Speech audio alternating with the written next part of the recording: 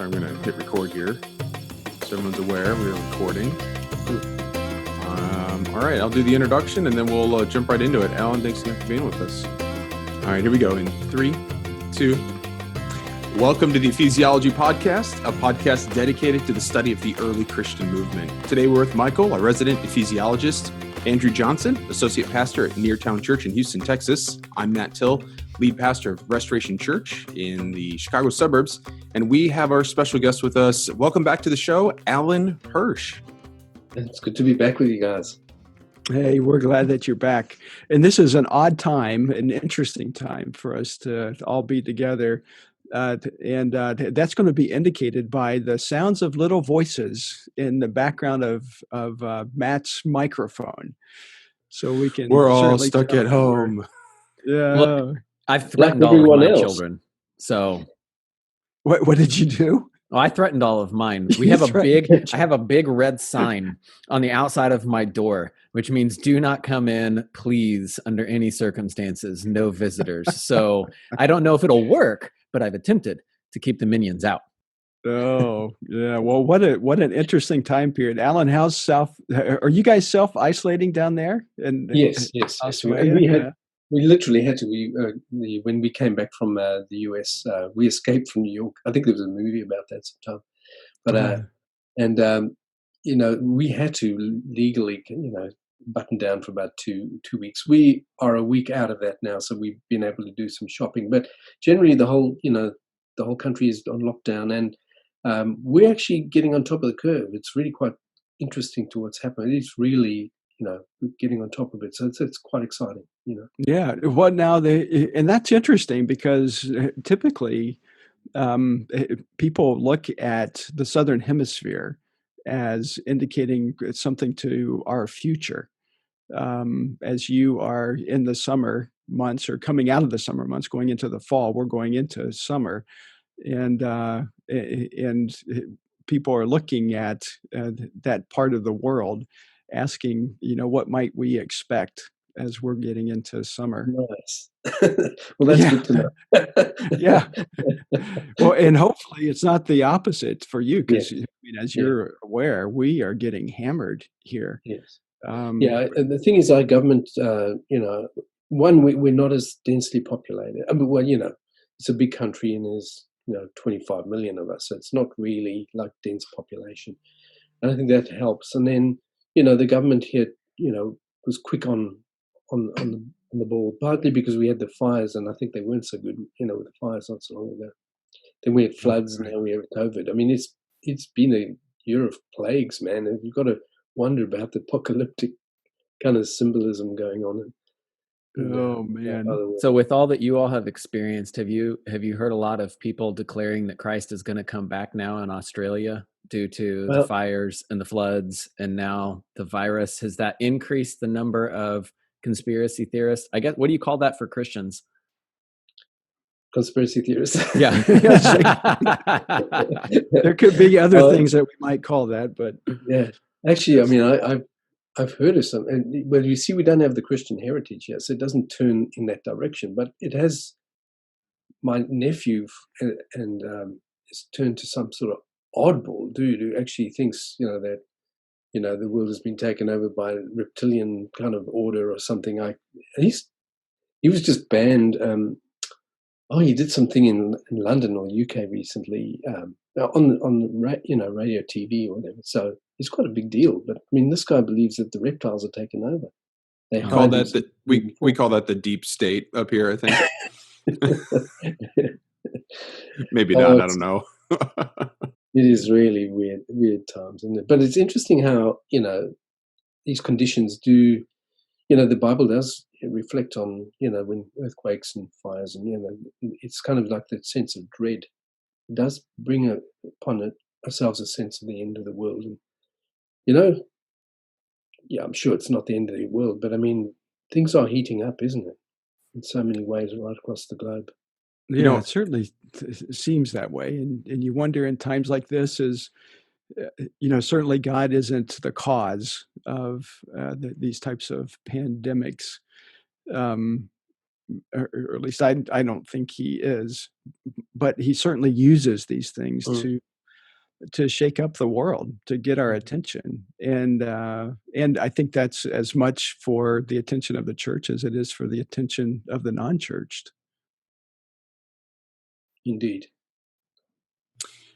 Alan, I want to set you up a little bit here, if you don't mind. And what we want to do is we want to talk about just kind of this idea of emerging leadership using the APEST typology, especially in these disruptive days. And something I was striking, I was reading your book 5Q this morning, and kind of in looking even at the preface, you had just really you're kind of setting the stage as you're getting ready to kind of set up the purpose of this. As you're talking about this concept of seeing the forest and seeing the trees, and so much of our leadership structures and how we think about the church has really been focused on tree typology, if I could say that. And then, but you're calling us to to look at that forest and kind of get that elevated view, and not just look at the analytics, but actually look at the systems that are in play. And you even talk about this idea of disruptive days even, and you'd written this book a number of years ago. So even just kind of seeing the disruptive times that we have already been in, and now we just see it played out even more, just really requires more systematic looking and the broader scope pictures that are at play. Can you just talk about a little bit about that and just its relevance to what we're all experiencing globally right now? Actually, I mean, the whole notion of looking for the synthesis, the big picture, has become a really big deal for me. In fact, my latest book called Reformation is really, it actually points towards that idea that it's really about metanoia, about having a different mind to the one that we have now, which I actually think is just most Christians don't understand metanoia terribly well. We think it's just about, repentance when you've done some sin, which it is that, but it's much, much, much, much more. And it's this idea of, having a new mind, having thinking about your own thinking. But the big concept for me has been this notion that we really have a very reductionist view of the world, and Protestants particularly are very good at this because it's built into our very logic is to debate and to enter into dialectical tension and to respond by reacting, criticizing and reacting, protesting, right? But this notion that, like if you could have a line, if I had a diagram, you draw a line and that represents all of truth, what the reductionist does, and incidentally, this is the word in the scriptures for the word heresy. Heresy doesn't mean that person's a bad person. In the scriptures, it means it's a person who's actually discovered something that others might not have seen, or rediscovered something that might have been lost. So they have a real truth. They've discovered something in the universal of truth, but they become so fixated on the small truth that they've discovered that it actually obscures where they've got it from. So they become over-focused on the narrow, reduced understanding. That's the heretic. And for most of us, we go in that direction. We go to increasing kind of reductionism. I mean, you think of all Protestants, you've got denominations that reacting against other denominations. Every heretic's got a verse of scripture, and they hang on to an aspect of truth, but it's divorced from the total truth. And I think that's the mistake. We tend to go downwards into more and more reductionism. And I think in times like this, we have to look again. The crisis makes us look again at the totality, the big thing. So we've reduced, I would argue that our doctrine of God has become a doctrine. Our experience of God is, kind of distilled down to something we can carry God in our back pocket. And our gospel has become very much narrowed down to a guilt, guilt, righteousness kind of thing, which is very real, but it's not the only aspect of the gospel. Our notion of human beings is that they, the very narrow understanding of the human condition. So but we've also reduced our understanding of leadership and ministry, and I think disastrously, getting to a topic on the leadership thing, we've reduced, the APEST typology, which is clearly biblical. It's all the way through the Book of Acts, and I would argue, as you said in 5Q, actually it's built into the very, into the very logic of of creation as well. You can find these typologies outside of the church. Apostolic type being pioneering, innovative, entrepreneurial type, the prophetic being the reformer, who calls society to account, or to a greater kind of sense of integrity. The evangelist is the good news person. These, shepherds are out there, people who care for people. You don't have to be Christian to be care for people. Teachers, they're all out there. So the typology actually exists outside the church. And what the wonderful imagery in Ephesians is that Jesus recapitulates. He takes the broken elements of APEST that are existing in creation, and he relives them and reconstitutes them. And the imagery is that he bequeaths them in his ascension, which is a significant action on behalf of Jesus as he goes back to the Father. He bequeaths it to the church.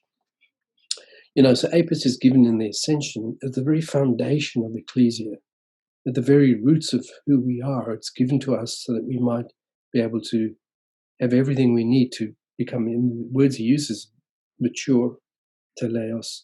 We might be able to, heal and restore ourselves. The word katatismo, in Ephesians 4, I think it's 11, you've got that is given APEST that we might attain to the fullness of Christ. Oh my goodness, the fullness of Christ is attached to APEST. So the thing is that when we lose it, we lose the integrity of what is given to us in the ascension by Jesus, which is his, and this is the important point, it is Jesus' own identity and purposes, which he fulfills. It's Jesus' ministry given to the body of Christ, and that's the imagery. And so when we mess around with the APEST codes, we mess around with our capacity to extend the logic and impact of Jesus' ministry. Jesus is the perfect APEST, Anyway, going on. Something you said. Sorry, Michael. After you. Go ahead. No, because I'm gonna probably launch into something here. Go ahead. Okay. Well, then I love what you're saying, Alan. I want to try to set it in a historical context so that we get a good understanding of what's happened, where have we come from, and what are we like now. But Andrew, go ahead. Then I'm going to launch it back to you because mine is a current question. So go for it, Michael. Okay. Well, I love what you're saying, Alan. I mean, you know how much we appreciate you and how much we agree with your assessment and your APEST thoughts. Not just because they're yours and that you've written about them, but they are biblical. I mean, this is clearly, and I think you set it up perfectly. This is something that Christ has done, and he's done that for the church for a purpose. And you nicely articulated that purpose is for our maturing, for the equipping of the saints until we achieve unity. And so there was this, this New Testament form.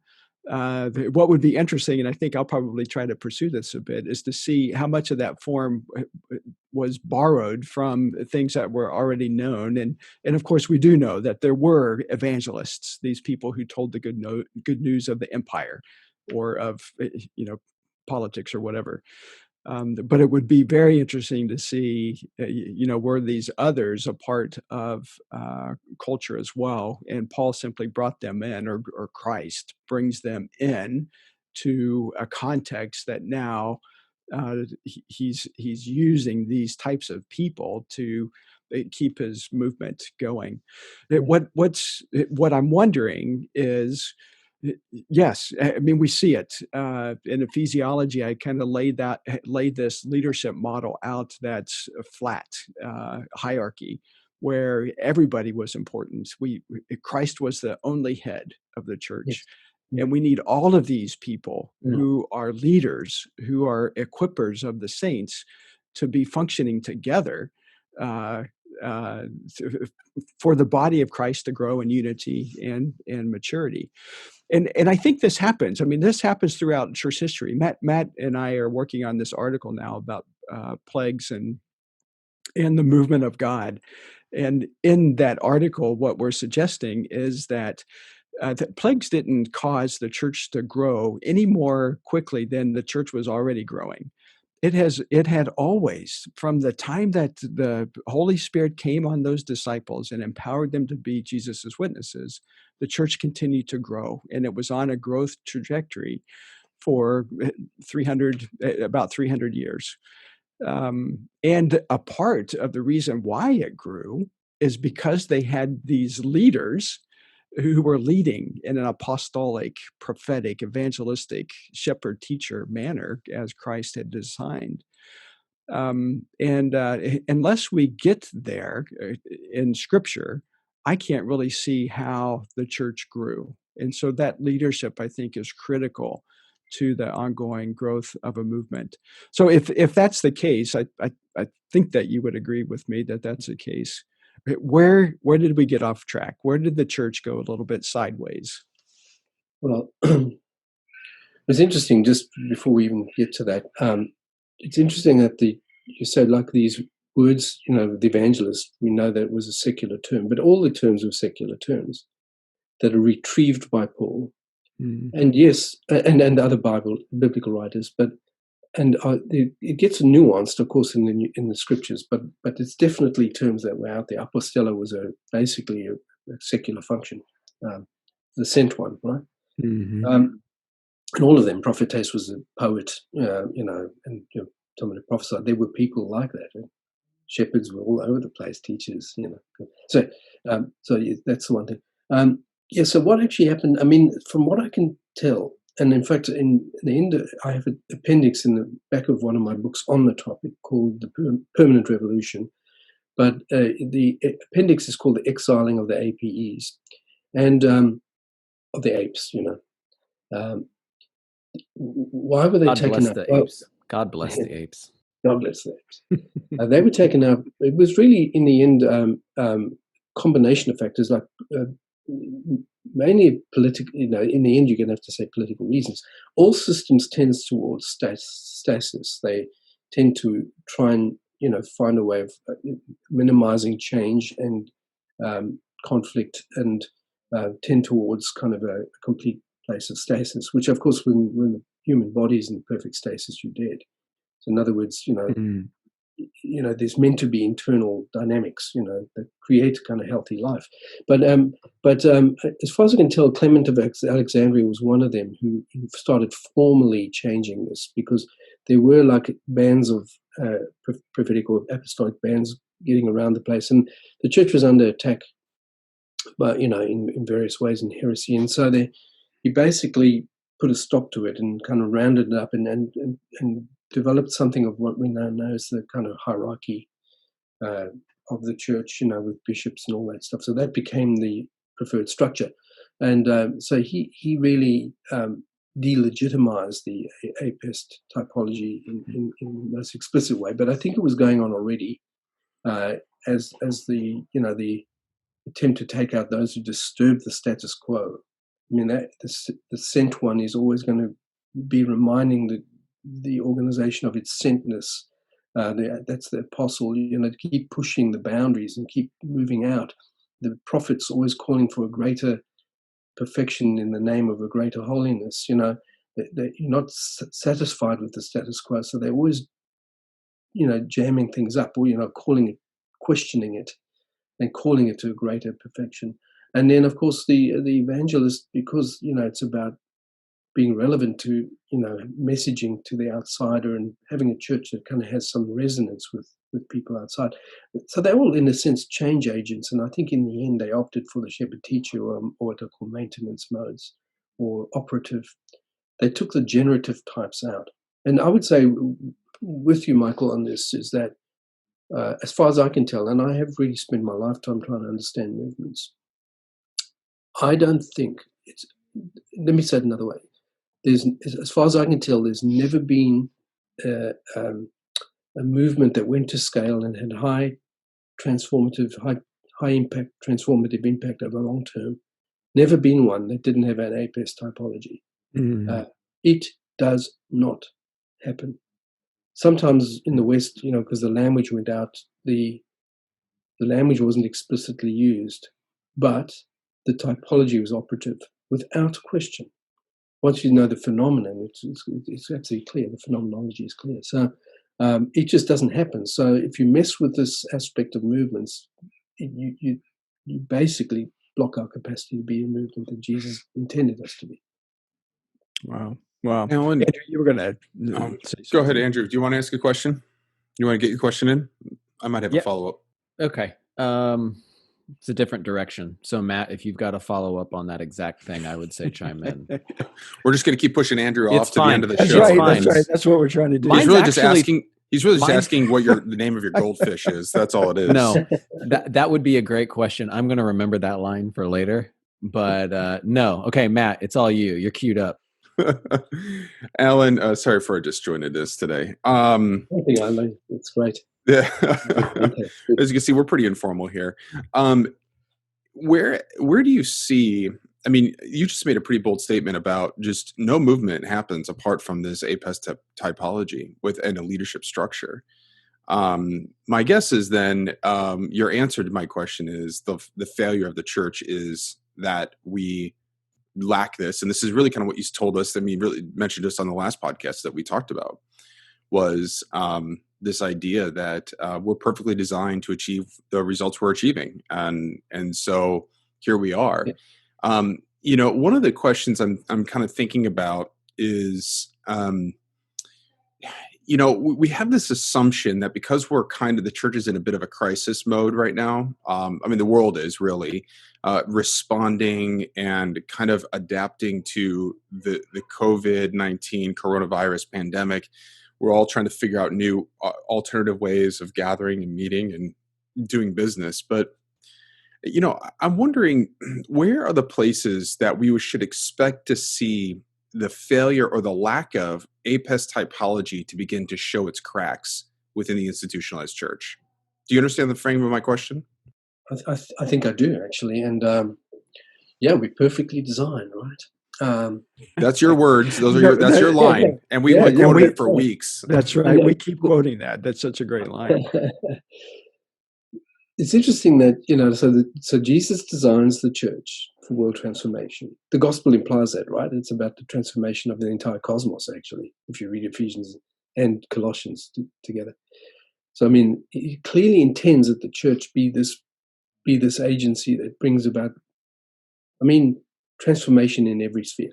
Yeah. And that's what we're designed by Jesus for. And, if we're not achieving that, there's something we've done that's stopping it. And I call those movement killers, by the way. They're things that we're doing. They're blocking our capacity to be everything Jesus intended us to be. And that's an interesting thing. We can have that conversation some other time. But looking at movement killers is really useful because the blockers, you have to remove the blockers to get us there. But yes, so, I actually think, like if I look at the church that we have now, and I think you might have picked this up a little bit with Jeff last week. If I look at that church, I think it is perfectly designed by shepherds and teachers. And again, there's nothing wrong with the shepherd teaching function. You need them to be healthy. The problem is it lacks, so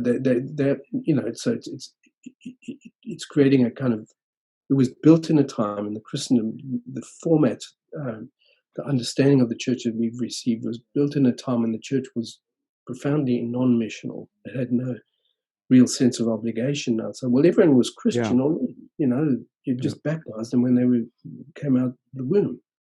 So there was no real need for mission. There was, there was need for kind of charity and all that stuff, but real, what we would say is a missionary effort, not there. And, so it just removed from the equation. And so we've literally ended up with what we're designed for right now. Mm-hmm. So we run church services, or we teach. I would argue that actually you can do an assessment, and again, this is another tool I've tried to develop. We call a 5Q analysis, a diagnostic. Is you can look on most. If you look as a spidergram, if you can imagine this on a podcast, kind of a diagram with 5 spikes on it, and each of them is a 5. So you're going to do an assessment on things. So each has got a 5, and you put APEST around them.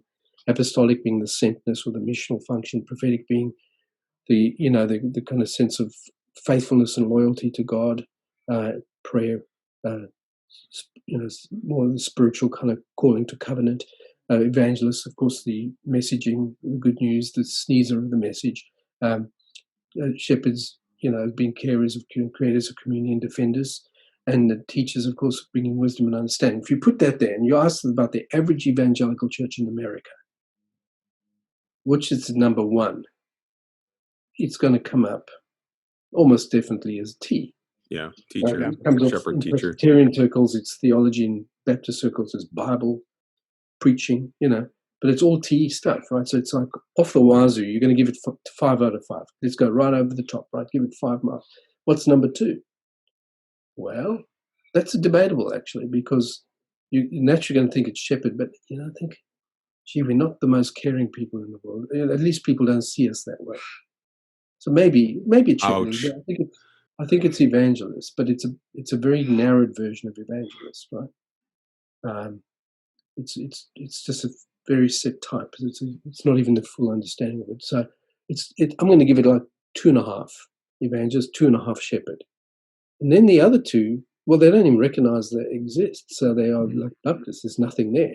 So if you try and look at the shape of that, here you have the kind of image of the dysfunction or the incapacity of the church to be the body of Christ as Jesus designed it.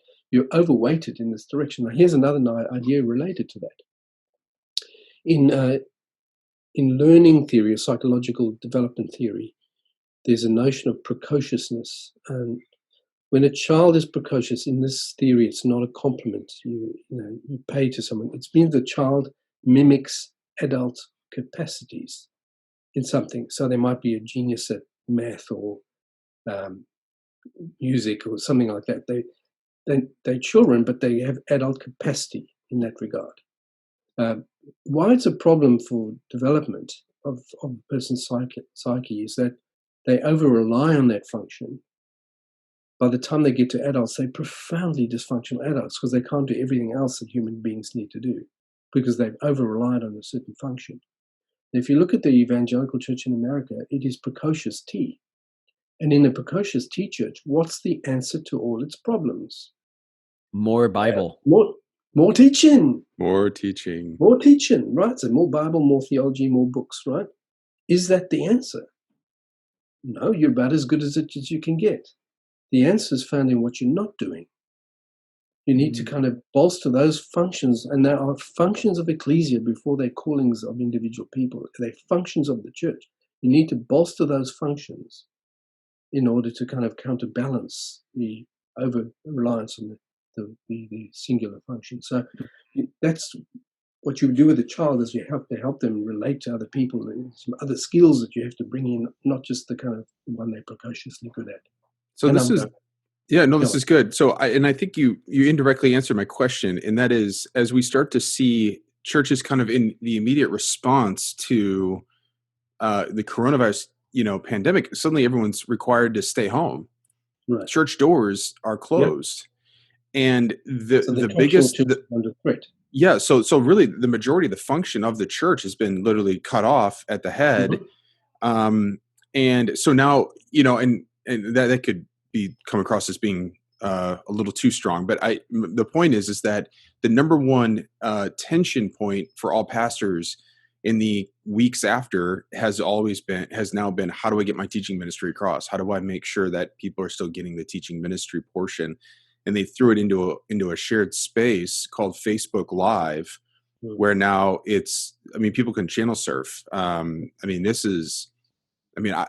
so sure if the church really had we all of a sudden, it's like, I feel like the churches that are meant for movement and built for movement just kind of looked at this and just said, whatever. That's my hunch. And the great danger in that, it's pretty much all that people, it's the only tools they've been given legitimacy. So, I think the immediate thing was just a scrambling around to do what you've already been doing, but just doing it differently. But I think no matter how we figure this out, comrades, there's no way, I don't think there's any way back to that. Something has happened now that that I don't know if we're going to go back to fully attractional churches. I don't know if they'll ever be the same because the economics won't allow it. Yeah. I hope you're right.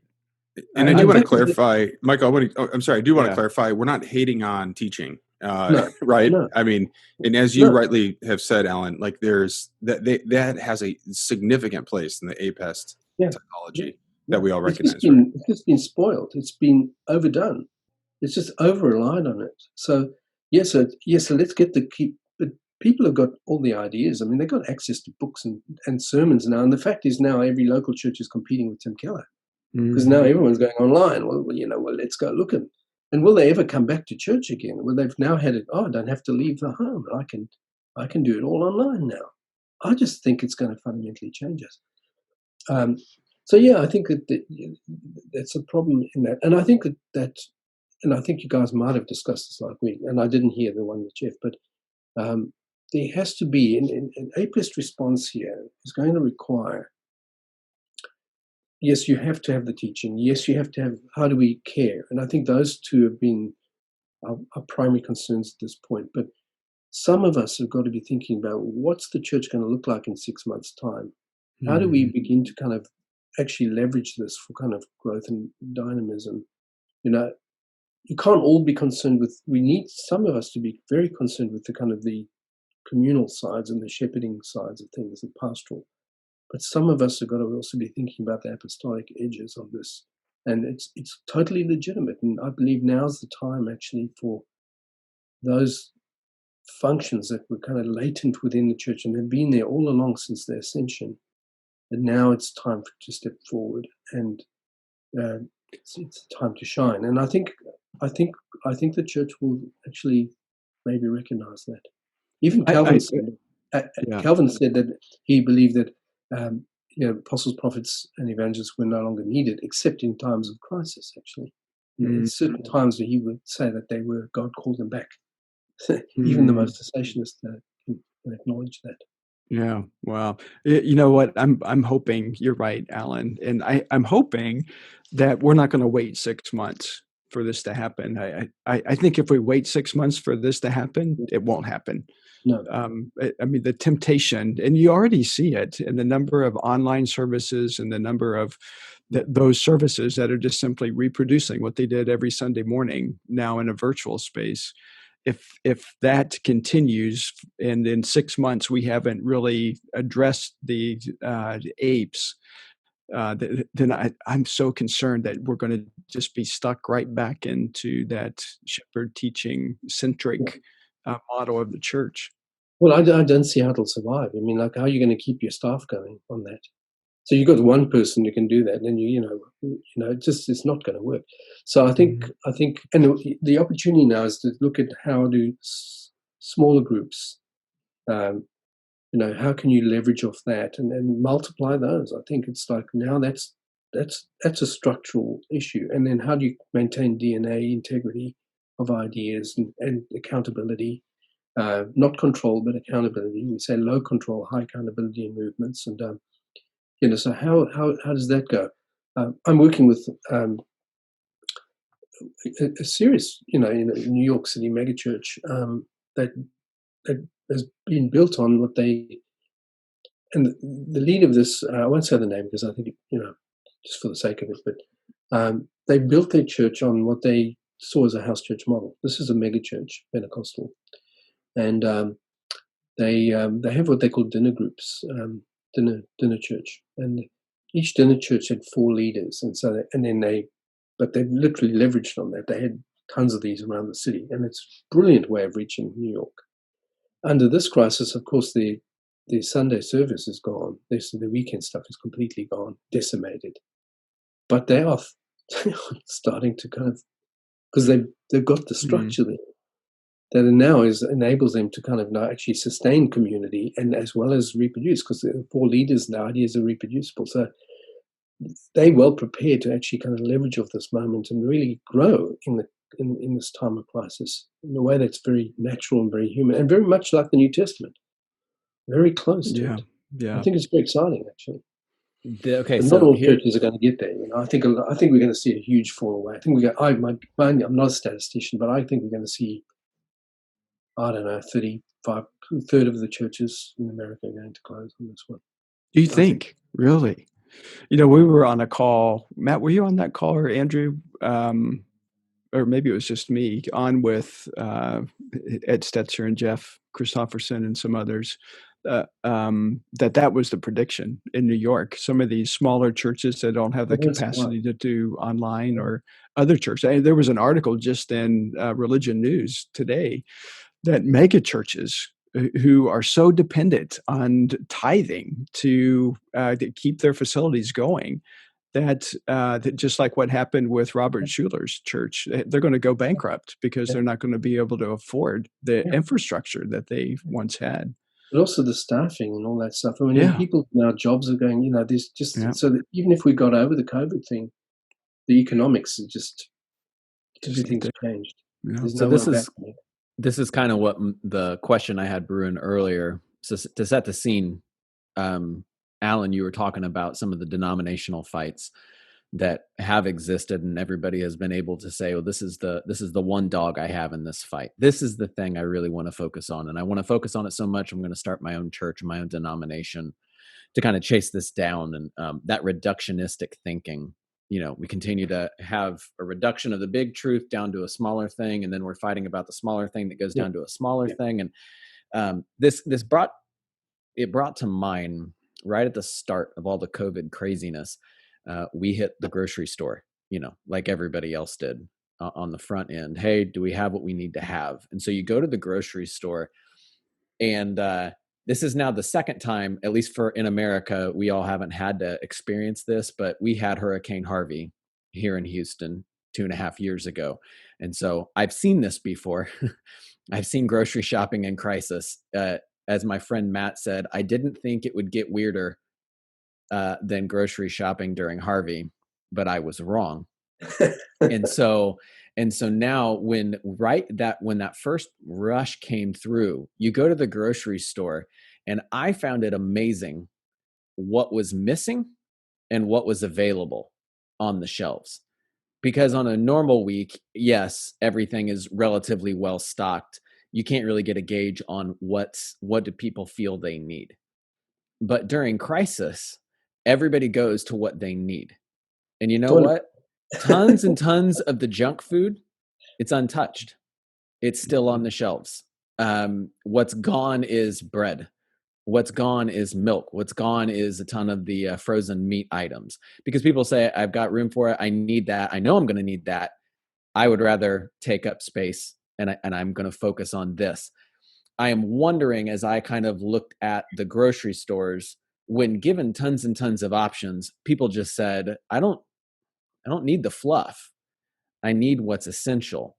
And in this age of crisis, I think Christ has brought us to this point of saying what's essential for the church. Now, we don't get to now have the Walmart of options. We get to just select whatever we want. We get to be laissez-faire. We get to just jump from thing to thing, even like you're talking about mega churches with the infrastructure that a lot of them have.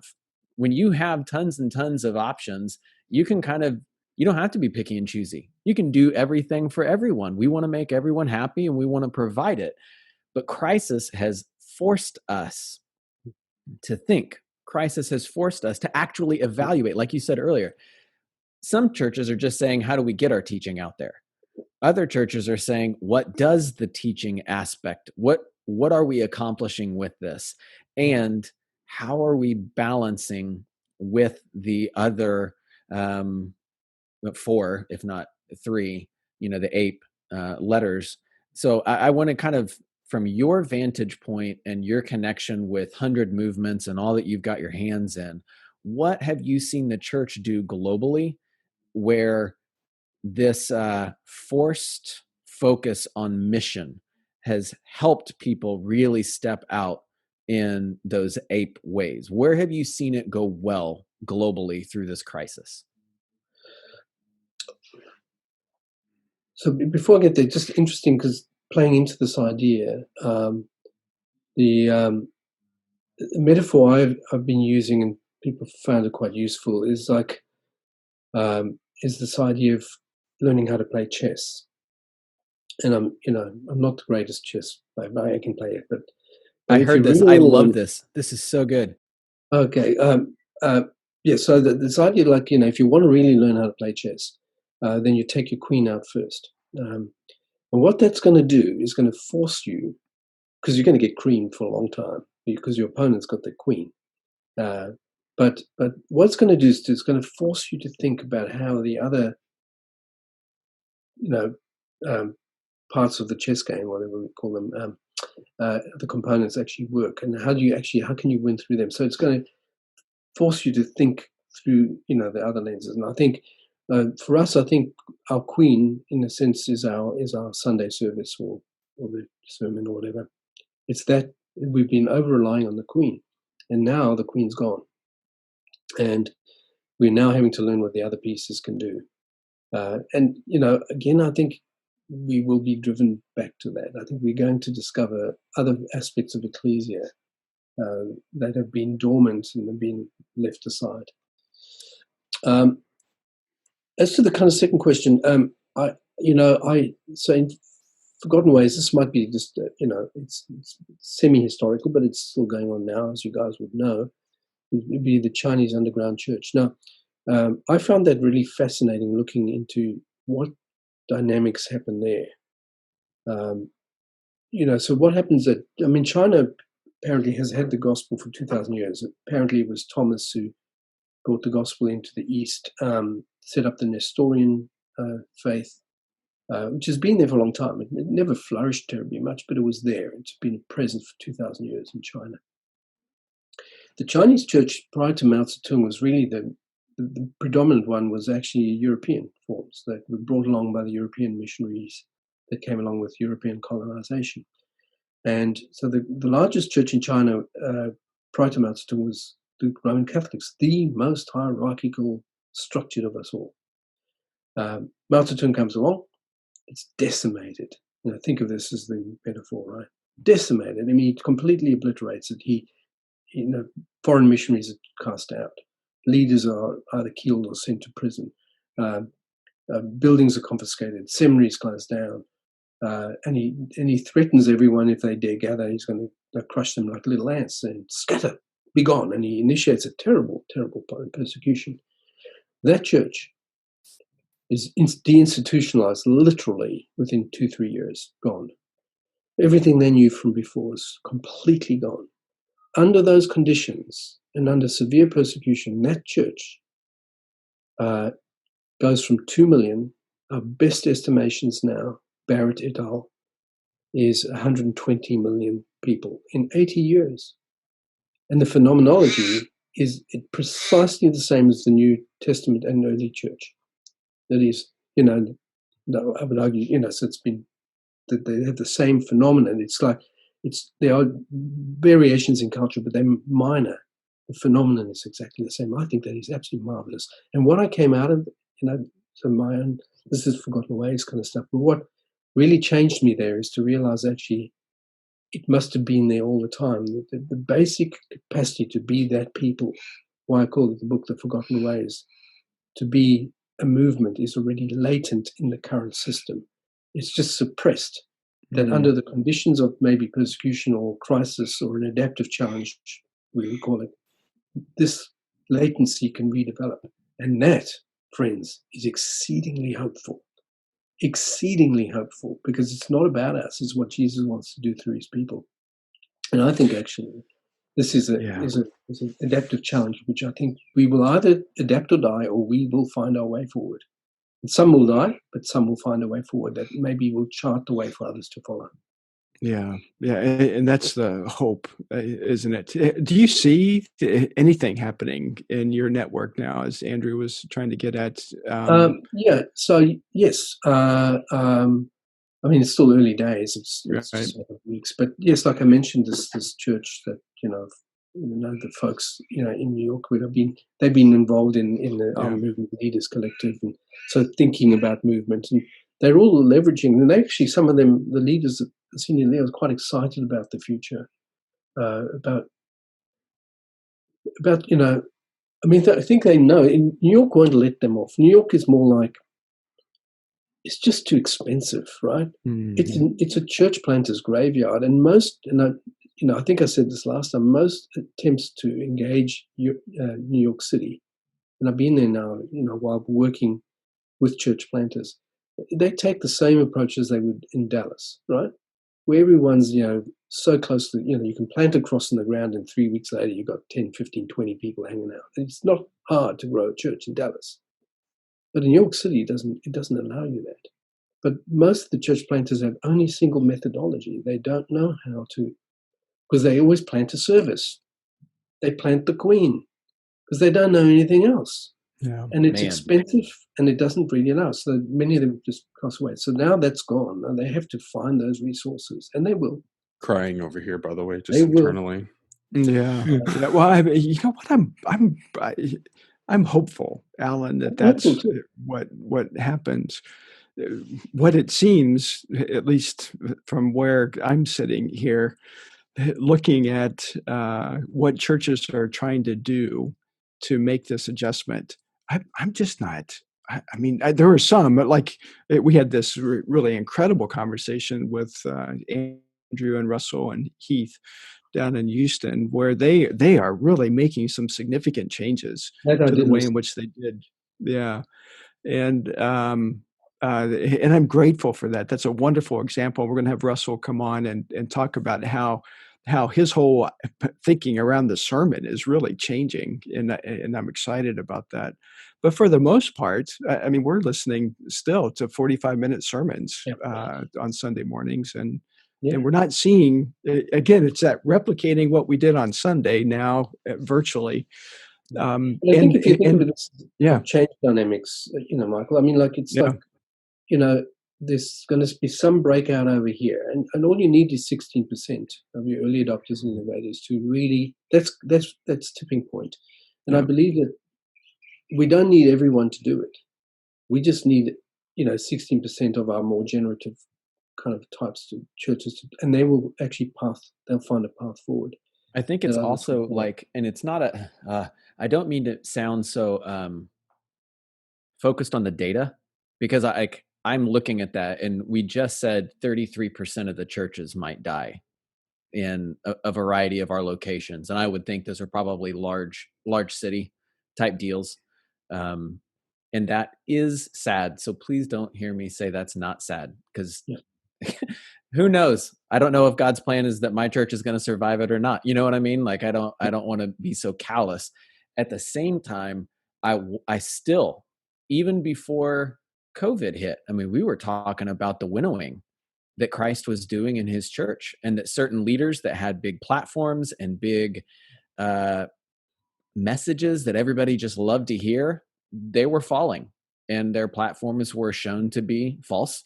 And so we said, look, God's doing some winnowing. He's purifying his church. And so again, I don't want to be so callous towards it, but this is, it seems like a bit of winnowing again, that Christ is refining his church and his mission to stay focused on his glory and chasing after him, and trying to chase after others in whatever way it is that is necessary. And so I'm not saying COVID is a good thing, but I am certainly embracing what God's doing through this. Yeah. I actually, a lot of people have actually been very, like yourselves, not unexcited, but potential for this is very, yes, it's going to cost a lot, they will, but it is like that winnowing time. We can't carry the full load anymore. And I think it's birth of a new form of church, which I think, will God help us, God guide us, but the potential is there to actually have a church that actually can shift the tracks of history from the Christendom, primary Christendom model to a movemental understanding of the church. I mean, this is a moment, right? It is a moment. And so we're out calling all of those 13% of the people that we need to see this movement really take off to let's talk. I mean, we need to be in these kinds of conversations together collectively. Alan, I know you do some of that. Your movement collaborative is a model where you're gathering together people that are like-minded in the movement sense. what else can we do to get our voices out there to say, hey, 13%, let's do this. Let's see real change in the church. We are also now starting to, actually, interestingly, on the 5Q stuff, I learned this late in the piece. It's not good enough just to write books. You have to really develop tools and resources that go along with it. You guys do this well, with the whole, you can scan it and all that. I think it's exactly right. Anyway, so I've been on this journey with a group of wonderful people and developing huge amounts of very adequate amounts of resources that are really right on topic.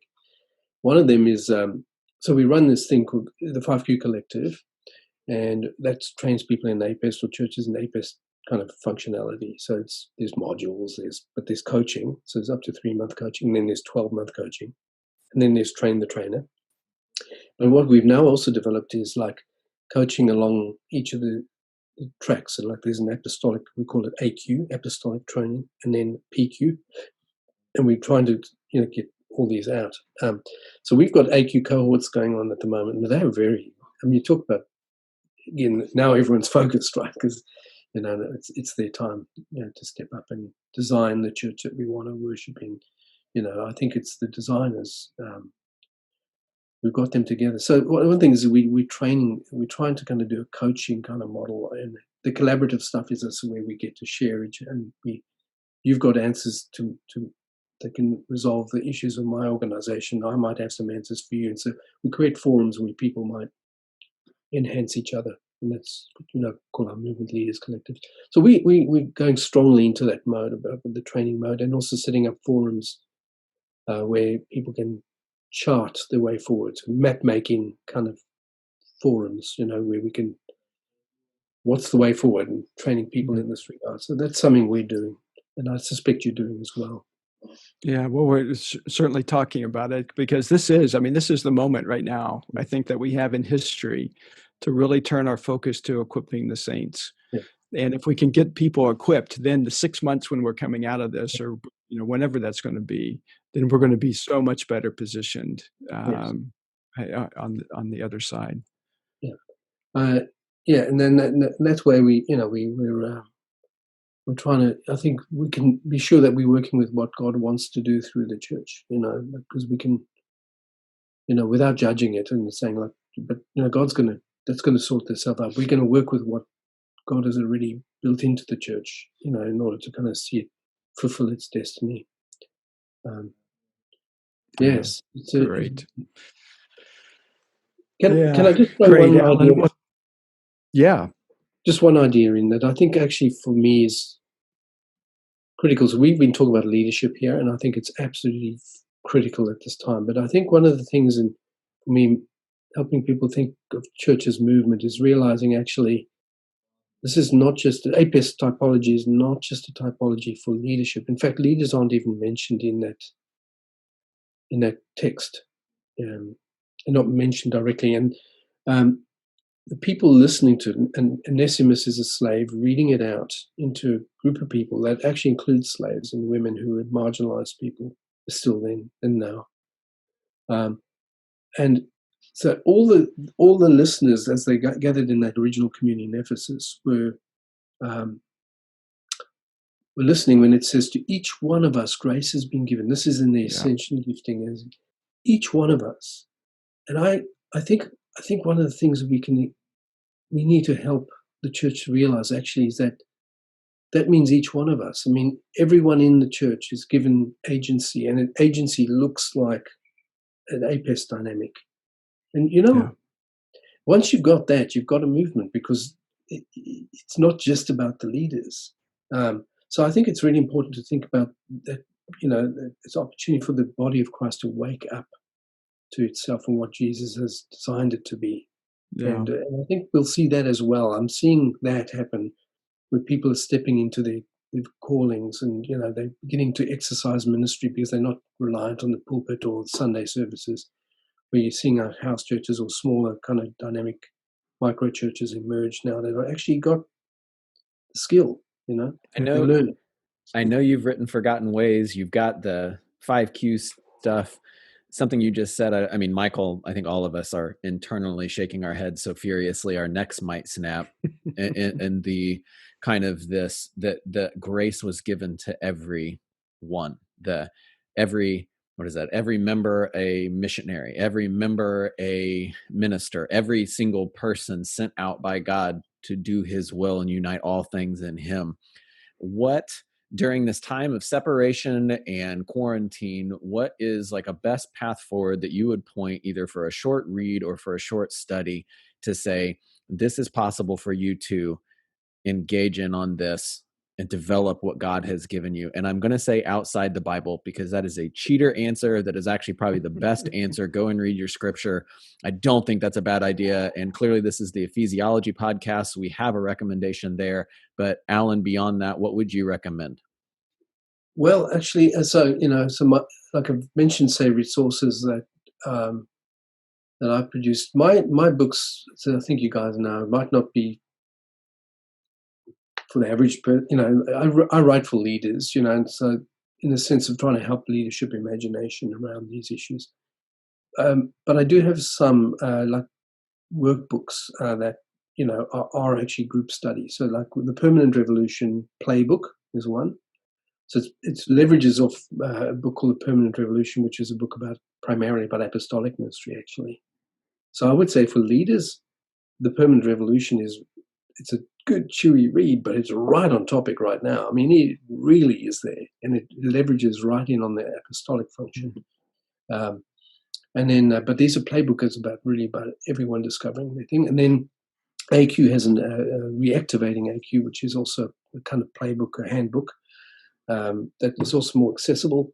And then there's the modules which are video based, and there's some learning, stuff in that too. But beyond that, on the APEST stuff, I think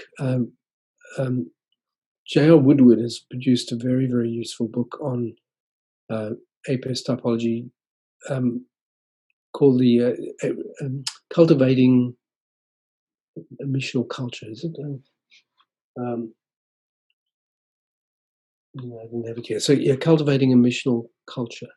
And then Neil Cole, actually, interestingly enough, this is kind of, Neil has been working on organic forms for a long, long time. He has a book called Primal Fire. Again, very useful. Again, lots of experience on APEST stuff in more the dispersed form. It's quite useful. There's not enough writing on this from a missional perspective. You really get all the kind of nutters on the NAR side of things, and I would say I don't think they're very helpful. Nutters in it's a very clear term. Means in that case, right? Yeah. Well, what comes to mind too is even when you were talking about that pulling the queen off the board, I actually saw your quote on that from Mark Sayers, and Sayers' most recent book, Reappearing Church, I think has some at least helpful tidbits on getting to the heart of kind of that apostolic looking out. It's interesting. So interesting about Mark, right? So Mark was actually he was a Forge guy, and then he took over the church. Red is really the church that we were leading before, when we went to America. So dear friend, good man. And you talk about like using, his pulpit. He's a brilliant teacher and more the prophetic kind of mode. But on the first Sunday after, the lockdown and all that stuff, and it was St. Patrick's Day was that week, man, did he, in that service, he, everyone was at home, and like it was his first kind of broadcast, and he literally sent. It was a commissioning into their sentence. He said, God's been preparing you for this. You are temples. You carry the place where people can meet with God. You can yourselves meet. You're there now. Be this presence in your community. And he literally commissioned the church, but he leveraged off the story of not only Moses in the Exodus, which is Moses being pushed out to the liminal space, but Patrick, who was very good retrieval of Patrick's story, which of course it was his celebration. And so Patrick was captured as Englishman, captured by the slave traders, taken off to Ireland to be a slave, right? And he has this conversion experience. He escapes And then he goes back, he chooses to go back to evangelize Ireland. And it starts this amazing, amazing movement that, oh my goodness, it just changed the world, Mm-hmm. And I just think, it was a great use of that story to realize from history that we have a story there that actually is our story, and that we could conceivably see a similar thing. Mm-hmm. Yeah. Alan, So wow. Alan, might literally save civilization. Save civilization, yeah. Right. Oh my. Brilliant book, by the way. Yeah, it is. Alan, before we let you go, maybe 2 or 3 predictions of what the church is going to look like, or maybe even 2 or 3 predictions of what the church is going to look like, in the next 12 to 24 months. I think we'll see, leveraging off this idea we'll learn from the virus. There's the bad virus, but there's the good virus of the gospel. And I like to kind of play around with, God forgive me, but a bit of Proverbs where it says, go to the ant, you sluggard. I'll say, go to the virus, you sluggard, and learn from its ways. Well, how's this little invisible thing we can't even see that is changing the world? Yeah. And how does it grow? How does it literally go to scale? I watch the statistics every day and think, wow, it's exponential growth right before our eyes. And I think there's a metaphor there for us. I think we will see a recovery of smaller, more adaptive kind of groups that can scale. The big issue in the West is going to be, how do you actually organize them? Because we're all rabid individualists and don't know how to organize around movements. So I think it's going to be a big challenge to work out ways in which you organize a multiplying movement. But I think that the chance of the recovery of God's people in their ministry, in the local area, I think we'll see more and more of that happen. And we'll have the resources of streaming, from our teachers, but you won't have to go to their churches anymore. Yeah. But you can still benefit from them. And I think it's actually, teachers might have a field day, because it's, you can stream to thousands of people now. But I do think actually the church, the local, you're going to find that's going to go to scale. And I do predict, yes, about just, I say a third. I don't know, I'm just guessing, but I think a third will not make it through, just financially. They're only 2 offerings away from bankruptcy at the best of times. And they don't have any skills beyond other, than what they've been doing all along. So I think you will see a kind of attrition at a very high level. And then some of the mega churches might recover, but they can't be the same, because we were talking about this before we started. The touch factor is going to change. People they're not going to go into big places anymore. Yeah. Conferences, all that stuff is going to have to change. Yeah, I think there's some significance here that, I just saw today, we're recording this on April 13th. I just saw today 2 headlines. Governor of New York is saying this thing is not going to end until we have a vaccine. The governor of Illinois said the exact same thing, I think, yesterday. And so, already our political leaders are looking at this by going, this is clearly an 18-month process. And that means minimum. And so they're already kind of starting to kind of put the seeds out there by going, I don't know what back to business really looks like and open for business again is, or back to normal, but there is going to be some sort of sense of new normal. And this is going to be an 18 to 24 month period. And that has significant things of what you just said there, Alan, that I think church leaders need to be wise of and to be thinking about by going, if we're having a hard time meeting budget as it is, there's going to be some significant circumstances here, because you're talking maybe gatherings of 250, 300 capped at the most. We've got mega churches in our backyard. I don't know what that looks like for them. Yeah, it sounds like adaptivity is the name of the game. Like literally, those who are able to adapt to whatever the situation, whatever the strictures, adaptivity leads to success. The inability to adapt leads to death. Yeah, I loved Andy Crouch's kind of. He did a great article on and using the idea of this is new. You got to think of this as Ice Age. It obliterates everything. And he says, in that condition, every organization has to act like a startup. And I think that's a very good metaphor. We are in an Ice Age now, and I think the ones who can find their way to kind of thinking and acting like startups might find their way forward. Yeah. The ones who can't will disappear. Yeah, and I don't think it's any willy-nilly startup. I think this is an opportunity for us to recover, to go back to what Jesus had intended, and that should be our platform of starting up afresh. I mean, there was a reason he said. I think it's our role, isn't it? As like yourself, Michael, it's like helping the church recover itself. So yes, I think that's right. I mean, if we don't, then American pragmatism is going to kind of overwhelm us. We need to kind of have a theological angle on this as well. Yeah. Okay. Alan, man, it's always great to have you on.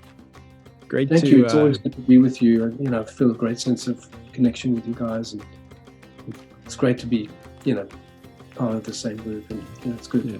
It's truly a joy to kind of this mind meld. Just like you're saying, the answer is in the room, right? At some point, we're all going to try to figure out how to adapt to what God's calling us to, and it's an honor to have you kind of weigh in and really help us point back towards Christ and how He's built us. Thank you. Thank you, brother. Appreciate that. Alan, thank you again for joining us. And just for our listeners, just thank you again for listening in on the Ephesiology Podcast. And of course, you can always dialogue with us, connect with us more on our Facebook page by searching Ephesiology.